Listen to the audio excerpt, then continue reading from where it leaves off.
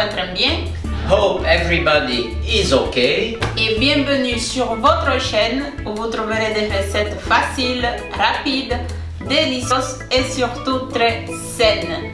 Y bienvenidos a este su canal en donde encontrarán recetas fáciles, rápidas, deliciosas y sobre todo saludables. Welcome back, guys. Welcome back to your cooking channel, Anna Cuisine One, of course, famous for delicious, healthy and easy recipes. Et aujourd'hui, nous allons réaliser un apéro de rondelles d'aubergine. C'est une recette très saine et surtout deliciosa.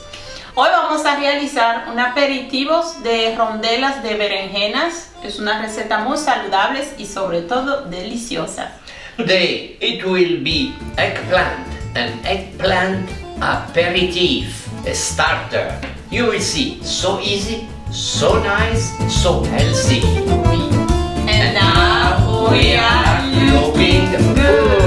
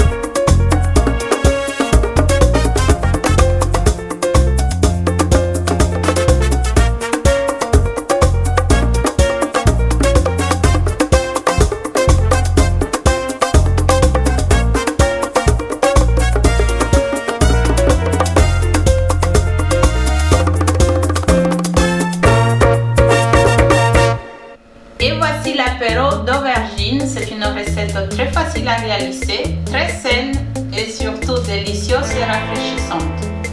Pour la sauce tomate, vous la faites la veille et vous la laissez refroidir au frais. Aquí está el aperitivo de berenjenas, es un aperitivo delicioso y sobre todo muy saludable. Para la salsa de tomate la hacen un día antes y la conservan en la nevera. Es una salsa deliciosa. Pueden utilizarla en muchas preparaciones, para pasta, para lo que les guste. Si la tritura pueden reemplazarla también para un ketchup bien saludable. Si vous mixez la sauce, vous pouvez l'utiliser à la place du ketchup. Exact. Et c'est plus sain, ouais. Chef Anna says that sauce, she just made it, alright? It's warm, so let it cool and then use it.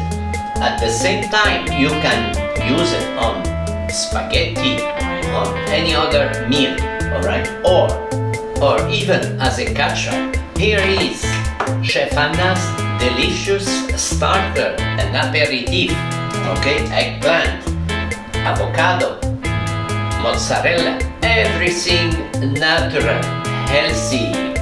Now we will taste it. Okay. Lo vamos a probar. Right. You see? I guess you want a bite, huh? Right? Okay. Next time, huh?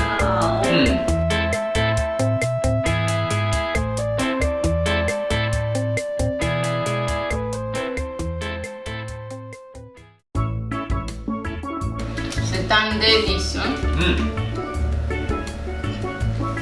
Una delicia. Fantastic. Merci d'être resté avec nous jusqu'à la fin. Gracias por haberse quedado con nosotros hasta el final. Et si vous avez aimé cette vidéo, aidez-nous à la partager, à la liker, à la commenter et on vous dit à très bientôt pour une prochaine recette. Si el video te ha sido útil, déjanos un me gusta, ayúdanos a compartirlo, déjanos tu like y nos vemos en una próxima receta. Now I'm sure, no doubt, you will love that recipe. So easy,